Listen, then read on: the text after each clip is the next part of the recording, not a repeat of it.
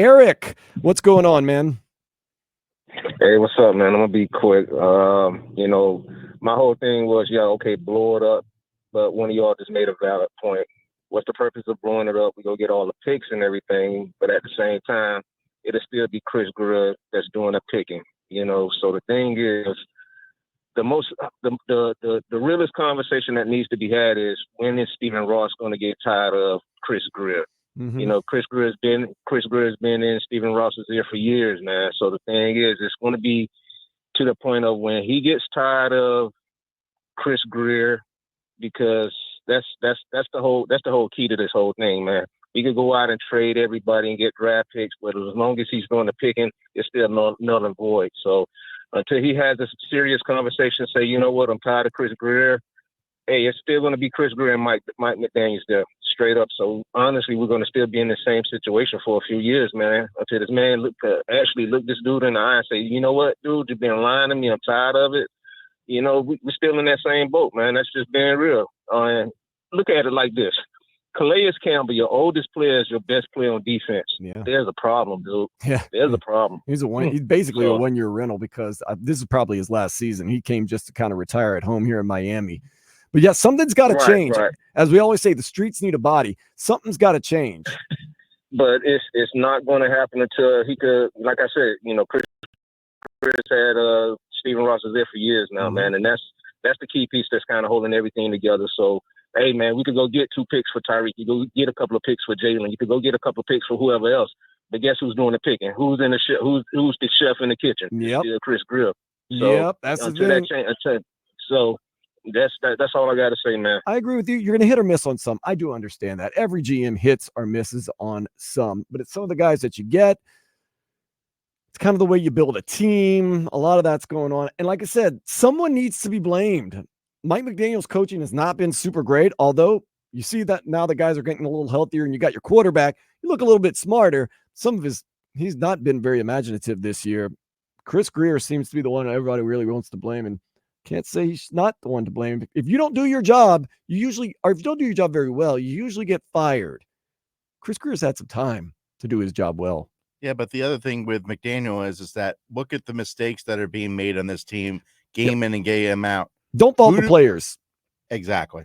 Jordan Poyer, we can get upset with him for the unsportsmanlike conduct at the end of the game. He was trying his best. He did not start that play like, oh, I'm going to go light this guy up with the crown of my helmet. He didn't try to do an unsportsmanlike conduct, but it's the discipline. It's Chop Robinson. Chop Robinson got his first sack of his career in the NFL. And then on the next play on a 3rd and 14 is offsides. And he's lucky because if they would have snapped the ball, they would have gotten a free play and who knows what would have happened. But when you got a guy who could be the MVP this year in Josh Allen and who is very creative and very clutch, when he goes from 3rd and 14 and they're going backwards to 3rd and 9, it changes everything. 305-567-0560, 560 WQAM. What's your name? Where are you calling from? Hi, my name is Nicholas.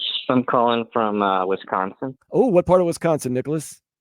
Appleton, Wisconsin. I've been okay. A little further north. I was in Madison for a while at the University of Wisconsin, so I know the area. That's cool. I've been a big Dolphin fan for several years. I used to live down in Florida, but it's been really bad with McDaniels. McDaniels and Greer definitely need to get fired, and something's got to change. Yeah, that would be crazy. How much anger would you have as a Dolphin fan if, let's say, this season plays out where you maybe win half the rest of your games, lose half the rest of your games, and they don't make any changes? They just run it back and say, you know what, we're just going to be healthier next year and we're going to draft a few guys. How angry would you be with this organization? Oh, very, very upset, very angry. It's just disappointing every single year. We somehow choke. I mean, we have the talent. We have Tua, we have Hill, Waddle, but then there's, everyone gets injured, unfortunately, and then. And the coaching staff doesn't know how to use them to their capabilities. That's the problem. Right. And there's the next man up mentality, but sometimes the next man up is drastically different than the guy that was ahead of him. And I don't know. It feels, and does it feel like we're just a top heavy team? We should have really won this. We definitely would have won that game because we were right in it the whole game. The crazy part is it was a 61-yard field goal, and McDaniel called it. He should have called that time out. He got ice the kicker. I mean, what is he thinking? It's just poor. poor play calling. And they didn't even block the field. They don't. McDaniel doesn't ever. When was the last time McDaniel even did a trick play this year? He didn't. I mean, we've lost several games by last minute field goals, which is crazy. Yeah, it shows maybe not the mental toughness or even the toughness that we need. And, when things happen, like I said, I don't put it on the players. I thought they played their best game of the year. I thought that they outplayed Buffalo, but you still lost. So what does that come down to? Where does that come down to when the guys on the field are the better team, but you still lose? Questionable. Intangibles are always key. Questionable what that means. 305-567-0560. Back to the phone lines, 560 WQAM. What's your name? Where are you calling from? Hey, this is Al from Miami. Al, what's on your mind? Listen, so I've been watching the Dolphins since David Woodley was the quarterback. And this is probably the last couple of years has been a bunch of fluff and fake for the Dolphins fans to believe that what they have here was anything more than just a show. It's a house of cards, and I'm going to tell you why. First of all, you get a quarterback. You know he's injured. You draft him injured. You know he comes out here, and although the injuries he's had after that are different, they're more significant because they're head injuries, and you don't recover from that. So the fact that Greer, McDaniels, and whoever is on top didn't account for this, they magically think that after 1 year of not getting injured, that the guy won't get another head concussion? I mean, how stupid is that? You have to be like a total moron that don't understand the game of football to not think that the guy could get hit again in the head, right? In a contact sport, yes. Players are going to play, right? So I don't blame Tua for trying to run and do the things and getting concussed. That's what he's going to do. But that's what you have a coach and a GM. And what do? They get, and no disrespect to the other players, but lesser than probably JV football players to back up a guy on a very complicated offense. So you put all your eggs in one basket, and then now what are you going to say? You're going to go to Ross and say, oh, look, I'm sorry, I couldn't control that he got injured. Well, that's part of the game. That's part of coaching. You're supposed to know that. Greer, you're supposed to know that you're going to have some decent backup to run this. It's not like this is not the first time it's happened. Right. When Tua got injured 2 years ago, you had the same thing. And what have they done since then? Nothing. Why? Because last year he didn't get injured. And they paid him a boatload of money. And now what? You're stuck with this guy who you probably, if you try to trade him now, probably people will ask you to pay for that salary. No. So, you're stuck with this guy. And what do you do now? Your defensive line is absent. Calais Campbell's the only player there.